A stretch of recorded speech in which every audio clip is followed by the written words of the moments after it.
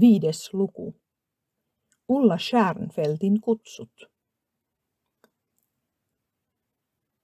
Elsa tuli kiihoittuneena koulusta kotiin. Tuskin hän sai päällysvaatteet yltään ennen kuin hyökkäsi äidin huoneeseen. Voi äiti, äiti, huusi hän. Huomenna on Ullan syntymäpäivä. Maili Bori on saanut kutsun hänen luokseen. On kauhean ikävä, ellei minua kutsuta. Maili oli hyvin hämmästynyt siitä, ettei Ulla ole minua pyytänyt. Se on todella sinulle hyvin kiusallista, varsinkin kun aina ja joka paikassa olet kerskailut ystävyydestäsi Ullan kanssa, nauroi Ester. Eikö minulle todellakaan ole tullut mitään kirjettä, Mimmi, kysyi Elsa. Tuli kyllä aamulla, mutta annoin sen Iirisneidille, vastasi Mimmi. Elsa riensi Iiriksen luo. Miksi et ole antanut kirjettäni? Iiris löi kätensä yhteen. Hyvänen aika, olen aivan unohtanut antaa sen sinulle. Senkin hutilus, missä se on? Jospa voisin muistaa, minne sen panin. Tietysti minun pöydälleni, se olisi ollut luonnollisinta. Niin olisin minä ainakin tehnyt. Iiris näytti syylliseltä. Kirjettä ei ollut Elsan pöydällä. Elsa ja Iiris asuivat samassa huoneessa. Elsalla oli oma sievä kirjoituspöytänsä, joka aina oli siisti ja järjestyksessä. Iiriksen koulupöytä sitä vastoin oli enemmän tai vähemmän sekaisin.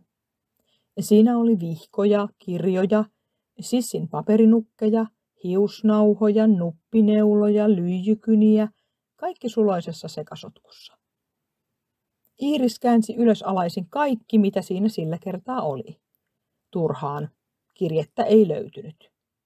Miksi et pannut sitä minun pöydälleni, tiukkasi Elsa itkusilmin. Nyt se on hävinnyt, enkä minä koskaan saa tietää, oliko se Ullalta vai ei. Se on kerrassaan kauheata, ja sinä olet maailman vihoviimeinen hutilus. Iiris puursi epätoivon vimmalla kaikki paikat huoneessa.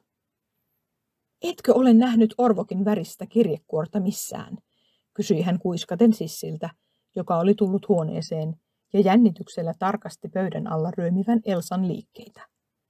Keneltä se oli, kysyi Sissi. Ei se sinuun kuulu, tiuskasi Elsa. Sissi alkoi parkua. Hyi, kuinka Elsa on epäkohtelias minulle. Äiti on sanonut, ettei koskaan saa olla toisille epäkohtelias. Minä kerron äidille. Tietysti, sinä ikuinen kantelupytty, huusi Elsa vastaan ja sukelsi pää edellä Iiriksen sängyn alle.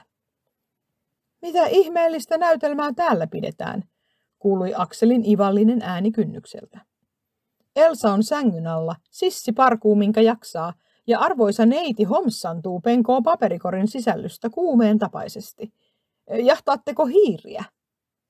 Me etsimme kirjettä, joka tänä aamuna tuli minulle, valitti Elsa ja ryömi esiin sängyn alta hiukset pörröisinä ja hamerkurtussa. Mimmi antoi Iirikselle kirjeen ja hän on tietysti sen hukannut. Tietysti. Kuinka muu olisi mahdollista, sanoi Aksel katsellen onnetonta Iiristä, joka istui lattialla paperikorisäärien välissä. En tiedä, jatkoi hän teeskennellyn rauhallisesti, milloin tämä kirje on tullut, mutta minä löysin sen äsken sateenvarjosäiliön alta.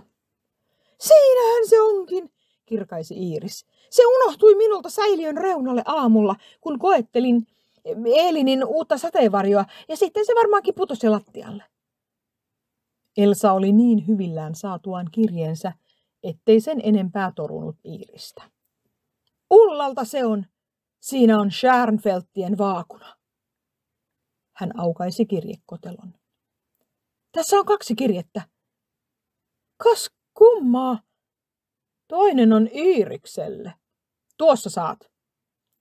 Hän alkoi lukea. Elsa Kulta. Vanhempani ovat luvanneet, että saan kutsua muutamia ystäviäni luokseni syntymäpäivääni viettämään.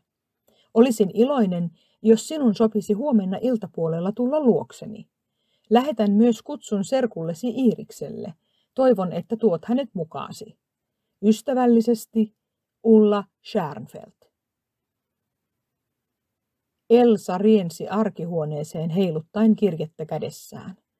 Olen saanut kutsun Ullalta. Iiris samoin. Kuinka hauskaa! Mitä sanoit? Onko Iiris myös kutsuttu? Kysyi Elin kummastuneena. On. Ajatelkaas kuinka kohteliasta. Hän ei ole nähnyt Iiristä kuin kerran, silloin kun hän tuli kaupunkiin. On kyllä, sanoi Iiris. Kerran.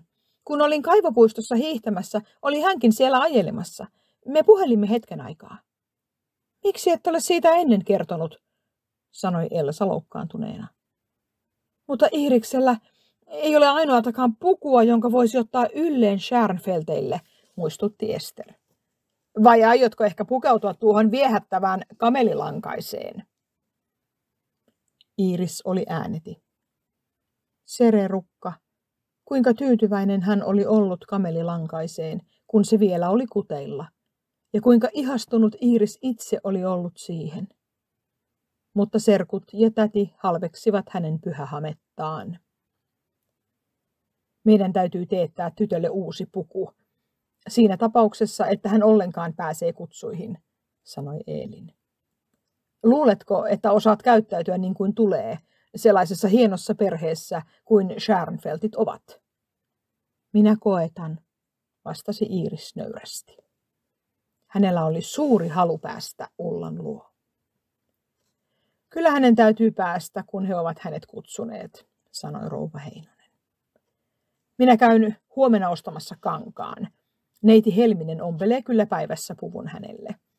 Ester, nouda huoneestani viimeinen muotilehti. Rouva Heinonen oli aina mielissään, kun hän sai sommitella uusia pukuja.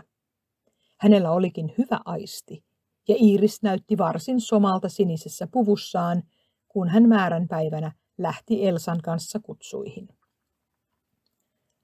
Ulla Stjärnfeldtin isä, kenraali Stjärnfeldt, oli vanhana mennyt naimisiin ja helli suuresti nuorta kaunista vaimoaan ja ainoata tytärtään. Ulla oli heikko terveydeltään, hänen täytyi viettää osa ajasta lepotuoliin kytkettynä. Vanhemmat hemmottelivat häntä suuresti, täyttäen hänen pienimmätkin toivomuksensa ja oikkunsa. Hänen huoneensa oli oikea Eldorado kaikkien tyttötoverien mielestä.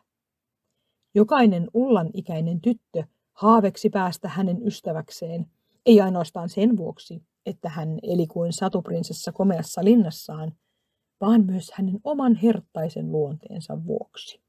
Hän oli iloinen ja ystävällinen kaikkia kohtaan, mutta siitä huolimatta ei ollut lainkaan helppo saavuttaa hänen ystävyyttään.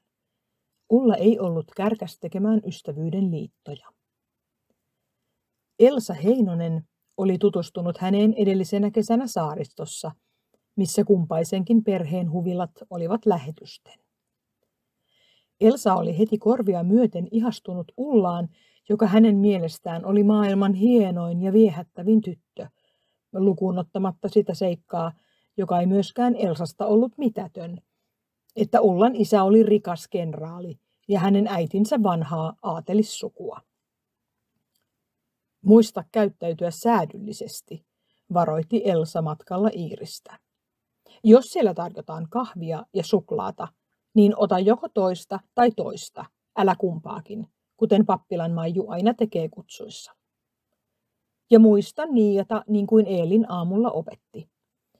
Paha, ettet ole käynyt tanssikoulua, silloin osaisit sievemmin käyttäytyä. Stjärnfeldtit ovat hirveän hienoa väkeä. Iiris lupasi muistaa kaikki Elsan neuvot ja varoitukset. Hän oli ylen onnellinen päästessään Ullan luo. Kenraali Stjärnfeldt asui omassa kauniissa huvilassaan kaivopuistossa. Hännystakkiin puettu palvelija vastaanotti vieraat eteisessä. Iiris niiasi niin kauniisti kuin mahdollista ja ojensi kätensä. Älä herran tähden anna hänelle kättä, hänhän on palvelija, kuiskasi Elsa hätäisesti. Iiris hämmentyi, mutta Ulla, joka oli rientänyt eteiseen vastaan, huudahti iloisesti. Tervehdi sinä vain häntä. Hän on kiltti Eklundimme, joka on ollut talossa jo ennen minun syntymääni. Hän tarttui ystävällisesti Iiriksen käteen. Tulkaa tervehtimään isää ja äitiä. Te olette ensimmäiset vieraat. Tulimmeko sittenkin ensimmäisiksi, sanoi Iiris. Vaikka kävelimme 10 minuuttia teidän porttinne edessä, ettemme tulisi liian aikaisin. Ulla nauroi. Se oli aivan turhaa ja vielä tällaisella lumisateella, mutta mennään nyt isän ja äidin luo. Tytöt astuivat aistikkaasti sisustettujen huoneiden läpi kenraalittaren huoneeseen. Siellä oli kenraalikin, solakka, valkopartainen vanhus, joka pikemmin näytti kauniin vaimonsa isältä kuin puolisolta. Oh, mikä punaposkinen luonnon lapsi, sanoi hän taputtaen Iiristä päähän. Se on toista kuin meidän kalpeat pääkaupunkilaistyttömme. Iiris katsahti hymyillen kauniiseen vanhukseen. Kuinka komea hän oli ja ystävällisen näköinen.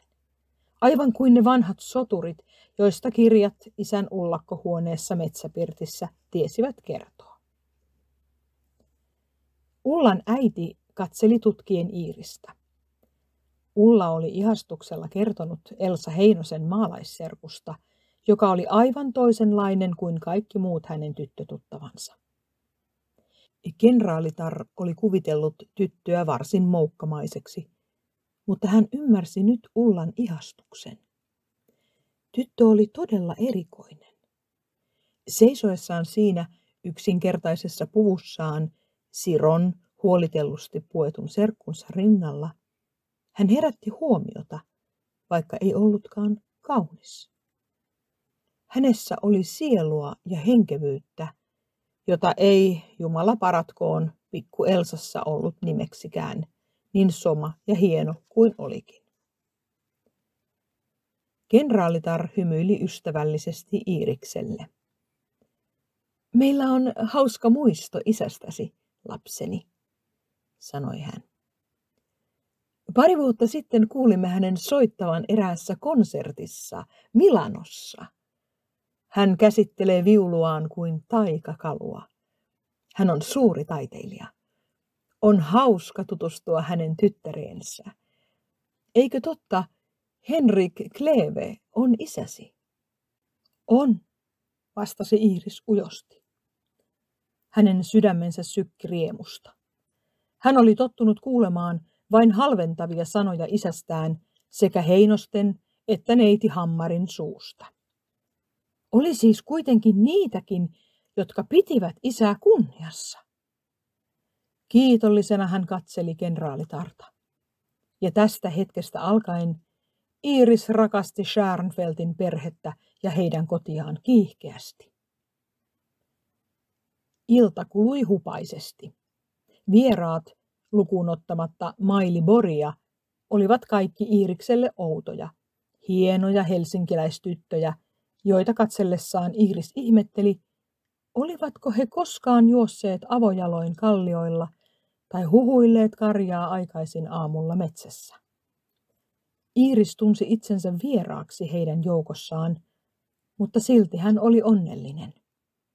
Ulla oli häntä kohtaan erikoisen ystävällinen, ja hänen kauniissa huoneessaan oli paljon sellaista, joka kiinnitti Iiriksen huomiota. Mutta kotimatkalla torui Elsa häntä. Iiris oli käyttäytynyt hirveän huonosti hänen mielestään. Oliko hauska?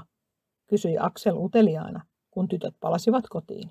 Hauska, puhkesi Elsa kiivaasti puhumaan. Hauska! Kysy Iirikseltä, hänellä kai oli hauskaa. Minä puolestani häpesin. Mistä syystä? Kysyi rouva Heinonen huolestuneena. Ette kai te tehneet mitään sopimatonta. En ainakaan minä, sanoi Elsa nostaen pienen nenänsä pystyyn.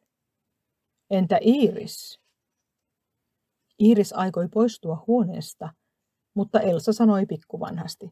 Pysy täällä vaan. Sinulle on terveellistä kuulla, mitä tyhmyyksiä olet tehnyt, niin tiedät toiste käyttäytyä paremmin. Hän heittäytyi kiikkutuoliin ja alkoi kiivaasti keinua heilutellen siroja tanssikenkiin puettuja jalkojaan. Ensiksikin hän puhui niin rohkeasti sekä kenraalin että kenraalittarin kanssa, aivan kuin he olisivat koko elämänsä olleet tuttuja. Ja kun me sitten istuimme Ullan huoneessa ja kaikki Ullan hienot tyttötuttavat olivat koolla, kyseli Ulla kohteliaisuudesta tietysti vähän hänen elämästään maalla. Ja silloin Iiris alkaa kertoa oikein epähienosti kaikenlaista perunannostosta ja nuotanvedosta, serestä ja tanelista ja kaikenmoista muuta moukkamaista. Minä istuin koko ajan kuin tulisilla hiilillä. Arvaatte, ettei ollut hauska kuulla kaikkien Ullan ylhäisten tuttavien seurassa, kuinka talonpoikainen serkku minulla on. Maili Borg oikein nautti nöyryytyksestäni, huomasin. Rouva Heinonen loi nuhtelevan katseen syylliseen. Iiris Rukka, pitäisihän sinun ymmärtää, ettei semmoista kerrota. En minä kertonut muuta kuin totta, koetti Iiris puolustautua. Onko sinun pakko kertoa kaikki, mikä on totta, puhkesi Ester kiivaasti sanomaan. Me ja meidän seurapiirimme emme halua kuulla juttuja renkituvasta ja karjapihasta. Semmoinen ei kuulu hienoon käytöstapaan, se on sivistymätöntä. Mitä mahtoivatkaan kenraali ja kenraalitar ajatella meistä, joilla on sellainen serkku? Ei siinä vielä kaikki, jatkoi Elsa kielimistään. Me istuimme juuri kauniissa ruokasalissa juomassa kahvia. Ullan täti, presidentin rouva, oli läsnä ja monta muuta hienoa rouvaa. Virvokkeita nauttiessamme soittaa Miss Walker, Ullan englantilainen kotiopettajatar, meille. Hän soittaa hyvin kauniisti ja kaikki kuuntelevat. Äkkiä alkaa joku laulaa ja kauhukseni minä huomaan, että Iiris on noussut paikaltaan. Seisoo missin tuolin takana ja huutaa minkä kurkusta saa. Mutta Iiris, huudahtavat rouva Heinonen ja Ester kauhistuneina. Kuulumatonta, mutisi Aksel.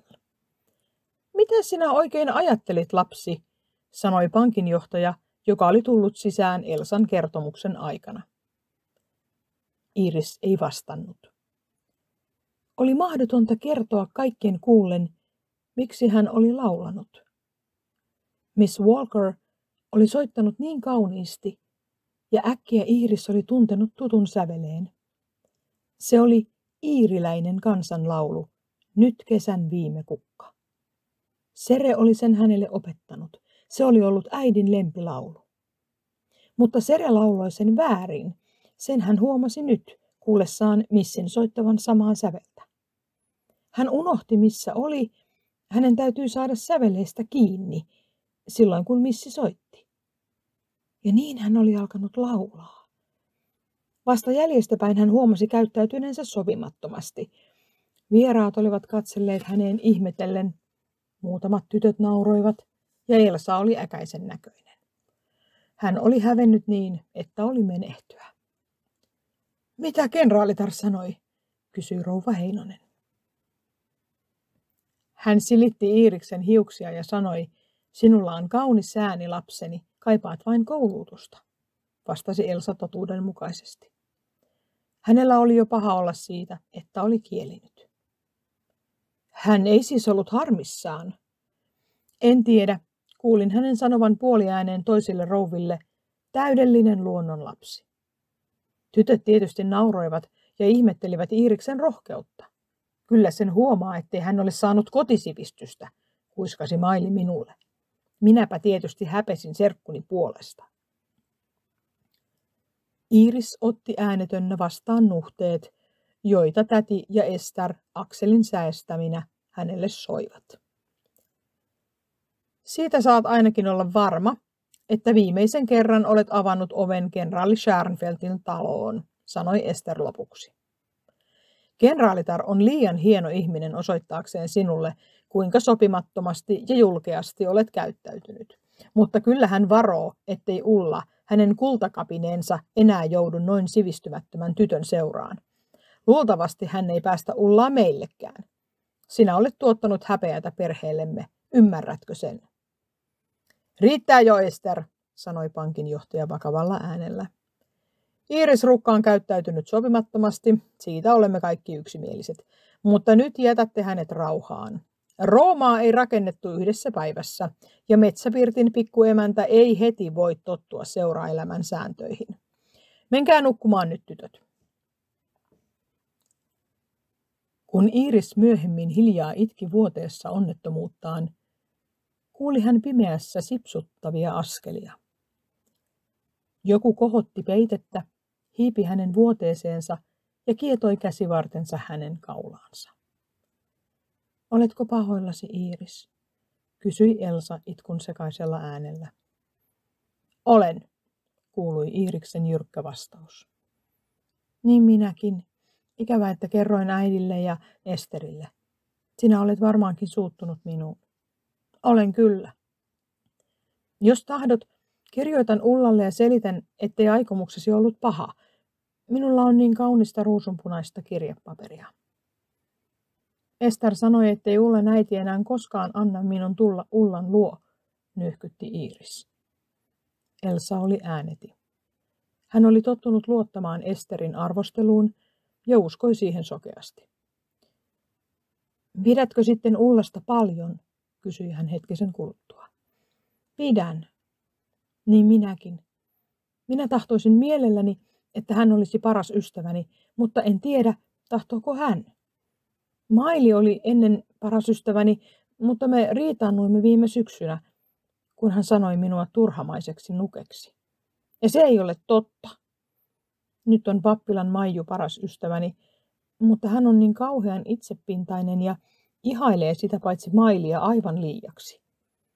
Mutta nyt minun täytyy mennä nukkumaan. Hyvää yötä. Vielä kauan sen jälkeen, kuin Elsa jo makeasti nukkui, valvoi Iiris tuijottaen silmät auki pimeyteen. Hänen sydäntään kivisti. Hän ajatteli Ullaa, hänen vanhempiaan ja kotiaan. Jospa minullakin olisi koti, isä ja äiti, huokasi hän. Iiriläisen kansanlaulun säveleet tulivat taas hänen mieleensä. Siskoistaan ruusurukka jäi yksin maailmaan, hyräili hän. Yhtäkkiä hän kohosi istualleen vuoteessa. Nyt sen löysin, huusi hän ääneen. Oikean säveleen, näin, juuri näin se oli. Ja hän lauloi laulun puoliääneen alusta loppuun, koskettaen sormillaan näkymättömiä tangentteja peitteellä.